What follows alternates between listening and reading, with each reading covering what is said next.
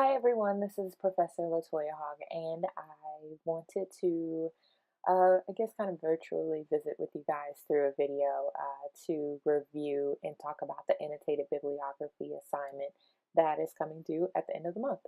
While I understand you all have plenty of papers to write because you're graduate students and you're great graduate students, I wanted to reflect on how I'm viewing this particular assignment to ensure that you guys are not focusing on a set page amount to kind of say, oh, it's 20 pages, or, oh, it's 30 pages, now I'm done. No, not at all. I am more quality over quantity. So I really want you to take the time to reflect on these articles, these 10 articles that you have selected to do an annotated bibliography on. So of course, the syllabus does provide you a outline of what I'm looking for. So of course, first the author's name, the year, title of the article, name of the journal, the volume, and the page numbers. So similar, very typical. I got to know where you found the separation. The second piece, I need you to write a summary. So with this summary, you are to be the expert on this particular subject matter.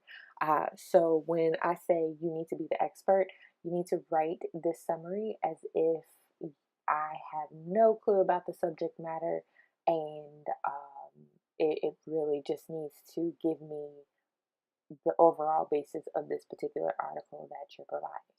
Okay. Next, on the critique, again, intervention approaches, model strengths and weaknesses.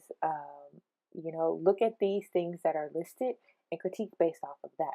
So tell me if the authors did a great job of this, or if there were areas that they struggled with.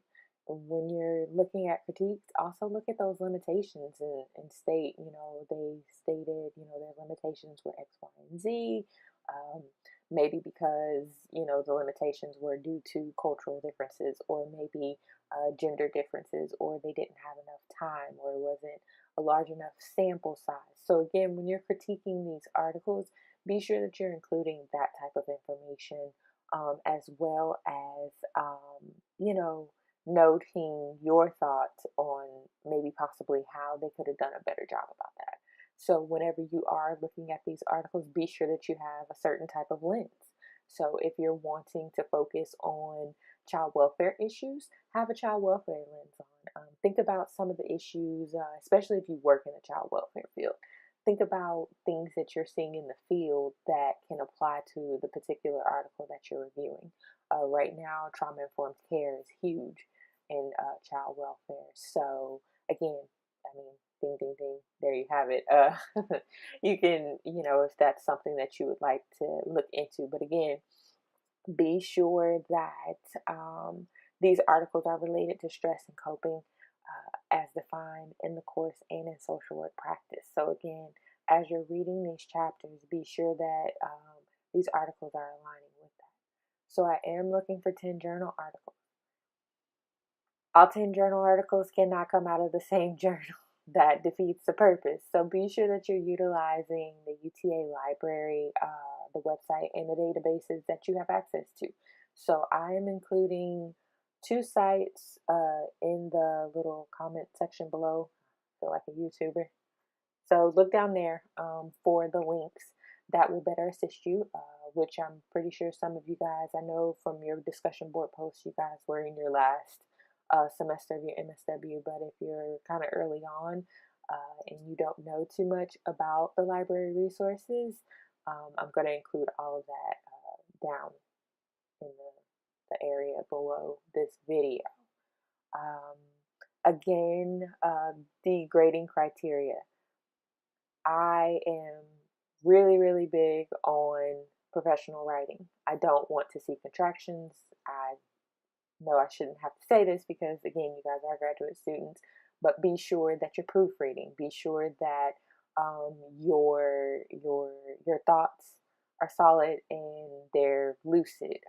Again, this needs to be professionally written, and it does need to reflect your ability to analyze and evaluate the approaches that you're seeing in these articles. So again, if someone's using an intervention research model in their particular article, be sure that you're able to analyze that and conceptualize and tell me how this was beneficial for the particular group or how it wasn't beneficial and things like that. I really think that's about it. Again, if you have any questions, please feel free to reach out via email. Email is the easiest way to get a hold of me. In my email and on my syllabus, my cell phone number is listed. Text messages are okay, but emails are really much better for me. I do reside in Washington, D.C., so I'm an hour ahead of you guys. So if it's early morning, like I'm really kind of early morning, late night email returner, I do try and email back during the day whenever I get the email. Just depends on kind of where I'm at and what I'm doing during the day. And so I guess now I can insert like my little introduction. Again, I have been teaching as an adjunct faculty member with UTA for the past year. I made a year in August. I am a graduate of the University of Texas at Tyler, where I received my bachelor's in criminal justice, and I received my master's of social work from Stephen F. Austin State University. I am thoroughly enjoying this course. I am excited to continue to see you all's growths and expansion of your mind as it relates to self-care. I'm a very huge advocate for self-care within the social work community, especially for my peeps out in child welfare. I worked in child welfare for about 7 years between foster care for 3 major nonprofits in the Dallas-Fort Worth Metroplex, as well as transitioning over to international and domestic adoption before I made the move out here to Washington, D.C. So if you have any questions, again, feel free to reach out via email, and I'm wishing you guys best of luck. I hope that the information below assist you, and if not, by all means, also I have to put in a little shout out to Dr. Kilgore. If you need help with your writing, reach out to Dr. Kilgore. That's what he's there for. So please, please, please take advantage of the writing resources that you all have. Send some work over to him, right? So I will also, I might try and get in contact with him to see if he could do a Blackboard collaborative if he has time to assist with any additional questions about the annotated bib. So with that being said, if you have questions, email me, and wish you guys best of luck, and talk to you soon.